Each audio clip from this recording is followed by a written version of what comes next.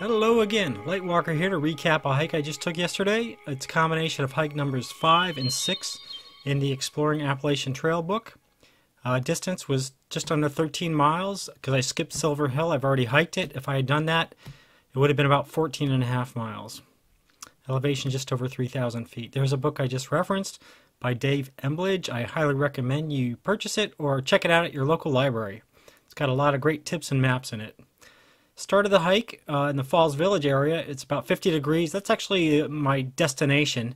For some reason, Cornwall Bridge wasn't starting, and as usual, high humidity. There's a lot that I parked at. You can see there's room for plenty of cars, probably about a dozen. Push came to shove. And as I left that lot and took a right, you could see going up Route 4 there towards Sharon. You could also take a little shortcut, Old Sharon Road, but I wanted to make sure I did the whole thing, so basically hiked up the hill about a half mile till you get to this sign. About where that car is the trail entrance.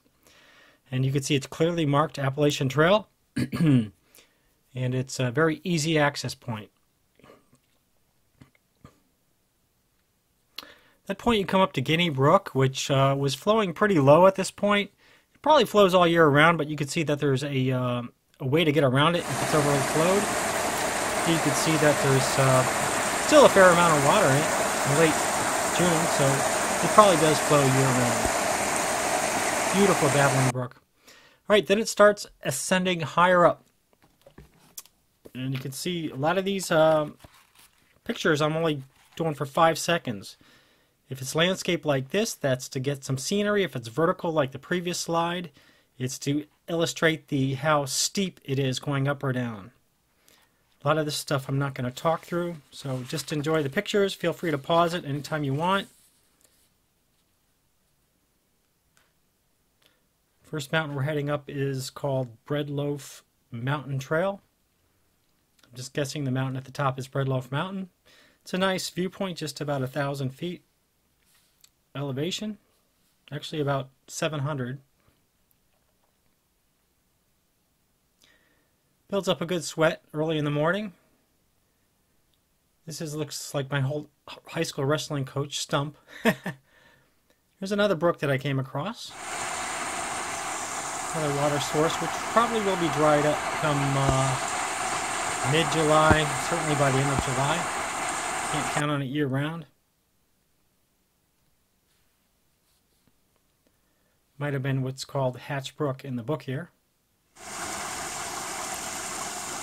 There's another water source right off the road, right off the trail, about 2 miles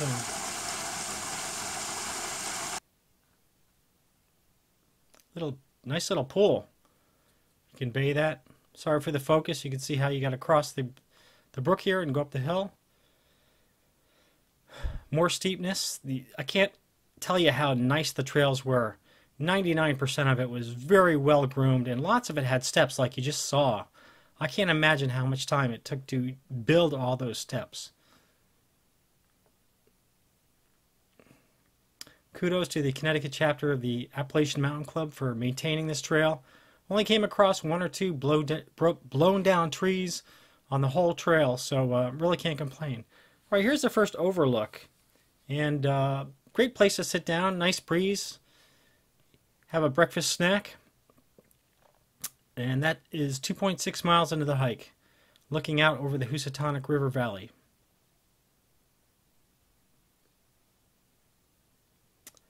You can see we're just over an elevation of 1,077 feet here.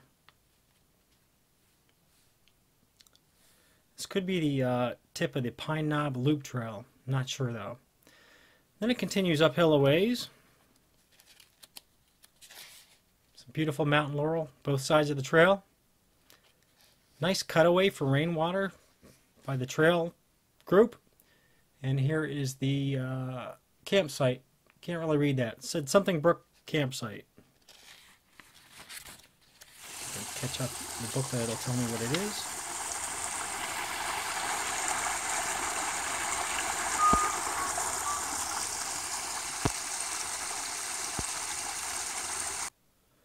Here's an old foundation from colonial times. Pretty amazing condition. Here's a sign I've never seen on an AT trail in my life. I don't know if this is new. It looks official. If anyone's seen it before, let me know. Again, going uphill here. Uphill some more. And some more. And some more.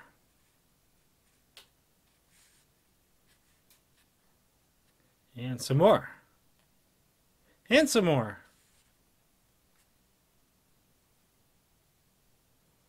And some more. At this point we are at over 1,200 feet. You can see we're at our roughly third peak, if you call it a peak. This could be Sudan Mountain or an unnamed peak on the booklet there.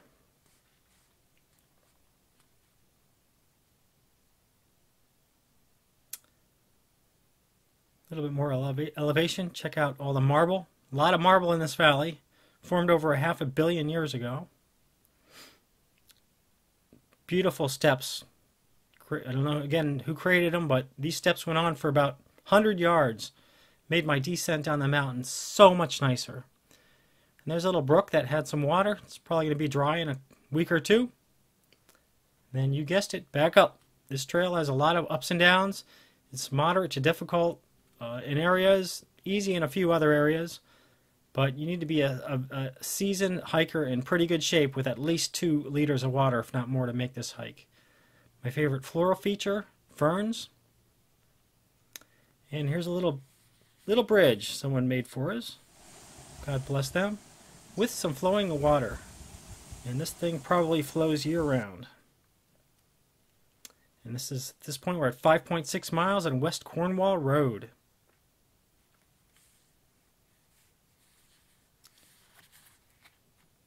And you can see parking for maybe a half dozen cars here. And then it starts going up, up, up, up to what's called the lemon squeeze. I think I have at least 3, if not 4 pictures of this ascent.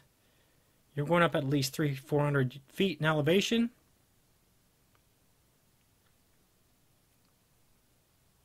Nice stairs. And you can see the lemon squeeze straight ahead and to the right. Believe it or not, you got to take a right there and hike through this. It's about 2 feet wide at the base with a good 2-foot high step, so you might need some help getting over it if you don't have strong leg muscles. And there's a view from the other side. Nice little rest area to the left there. Catch a breeze. And here's a view just above it.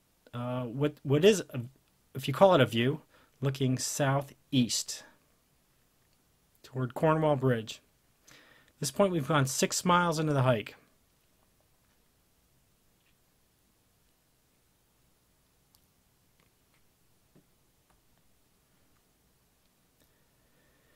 And at this point, it's just a bunch of ups and downs until you get to Mount Esther. Actually, we're going to hit the Pine Swamp Brook Shelter shortly. You can see we've gone up, down, and up some elevation, back up to 1,240 feet elevation, 6.4 miles into the hike.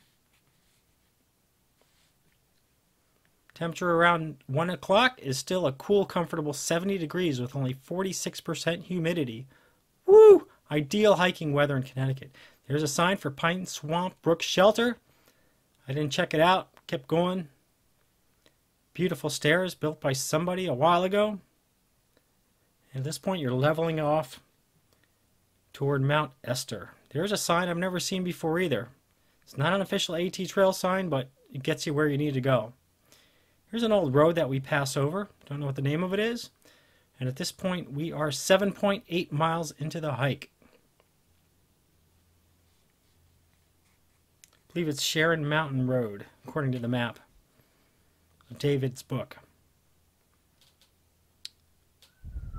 Steep trail there. Steeper yet.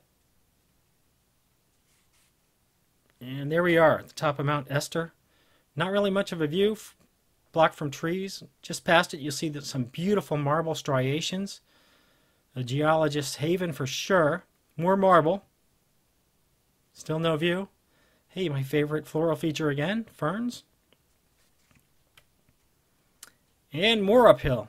This hike was over 3,000 feet elevation. You need to be in decent shape to do this in a day. I think it took me 6 hours. I was moving 8 hours. I was moving at least 6 hours of that. And here's a Sharon Mountain campsite. This is way to the south of Sharon Mountain. You can see there's room for 3 campers, a privy, and a well water source. Here's one of the campsites, pretty level. And you guessed it, going uphill some more. Up again. That's the trail over those rocks. Here it starts leveling off. Get some beautiful birches, some maples, and you guessed it, going up even higher towards Sharon Mountain. Finally starts leveling off at around 1,300 feet, and there's a view toward Lime Rock Park, Auto Park to the right. And here's a close-up of the Skip Barber Driving School. The rest of the park raceway is obscured from trees, but in the winter it's probably fully visible. And you guessed it, ascending even higher. Actually, I take it back. At this point we had already hit a mountain peak and we've gone down a little ways. Now we're going back up. I call this the roller coaster of Connecticut. You are just doing mostly up and down in this trail. Here we are going up again. Finally hit Sharon Mountain at 10.8 miles into the hike. And this is approximately 1,200 feet of elevation. At this point, you actually go down a little ways and you go up a little ways. And there's another peak that is unnamed on the map, but it takes a while to get up there. It's actually higher up than Sharon Mountain. Actually, could be Sharon Mountain. And from here, it's all downhill. We're at 12 miles into the hike, and it's downhill. And right near before Route 4, you get to Belter's Campsite. You can see room for 4 campsites, a privy, a water source, and just one last little hill before you get to Route 7, which claims to have a overlook, but there's no overlook until you get to Route 4. This is looking toward a cornfield that you have to actually walk around instead of going back to your parking lot. It's no more than a quarter mile, so I didn't mind it at all. It's half in the sun, half in the shade. There's a shade part. And before you know it, you're back to the parking lot. There's a total trip from the aerial. It was 13.2 before all trails calibrated it. It actually turned out to be 12.9 miles. Total elevation of 3,074 feet, moving at approximately 5 hours of the trip. Took a lot of breaks. And you could see all those ups and downs. At the end of the trail, it was still a comfortable 75 degrees with a very low 40% humidity. Hope you enjoyed this hike. If you do, give it thumbs up. Please tell your friends about it and subscribe. Catch you later. This is Lightwalker signing out.